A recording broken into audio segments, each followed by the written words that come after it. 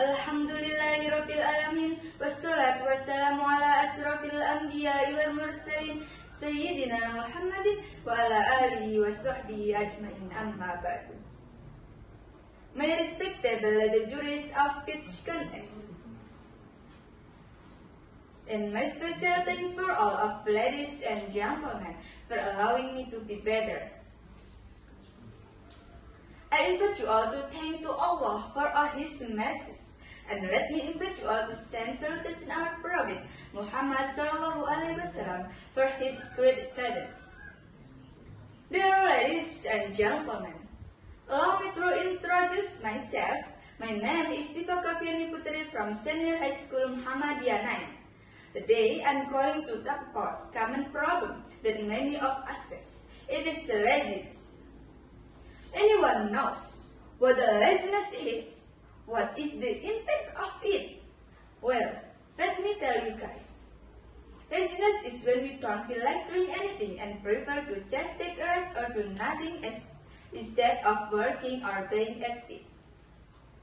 Laziness can prevent our progress, prevent us from achieving our goals, and limit our personal growth. However, don't be afraid of it. Dear my lovely audiences, let me share some tips how to overcome this obstacle and lead more productive and fulfilling life. The first and foremost is setting clear and meaningful goals. Break down these larger goals into smaller, manageable tasks and track our progress.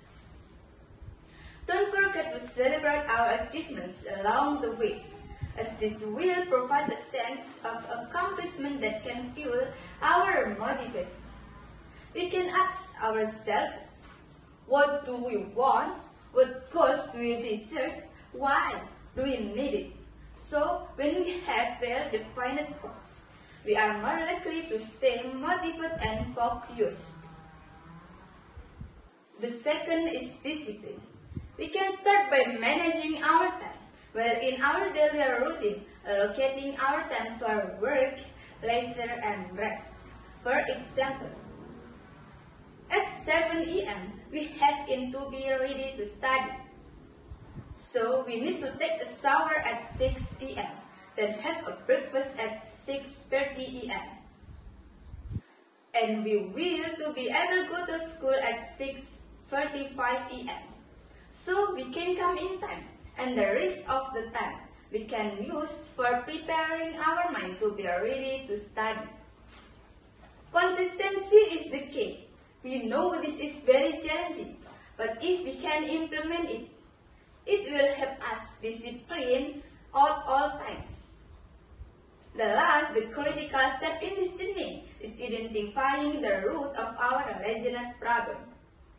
Once we pinpoint the underlying reasons, we can develop targeted solutions.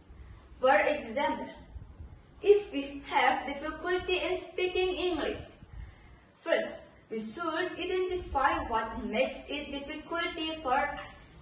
Oh, it turned out we are afraid of doing mistakes and not have proper grammar. So, what should we do? First, prepare the proper vocabularies as the topic we will talk about. Second, we should try to speak up no matter how hard it takes. Just try to do the best and Allah will do the rest. Well, happy audiences. Whoever feels lazy and even leads more to heresy, then he has truly gone astray. But whoever feels laziness is still above the teachings of Prophet, then he is the one who gets guidance. Hadis riwayat Ahmad.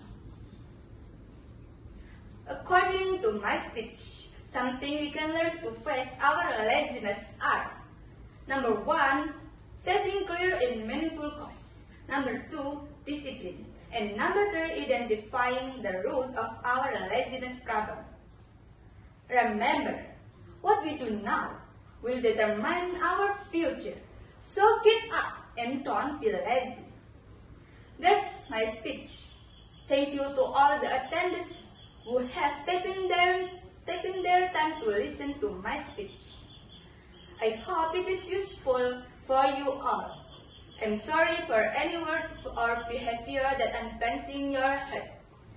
Thank you so much for the occasion. The last I say, ihdinas siratal mustaqim. Wassalamualaikum warahmatullahi wabarakatuh.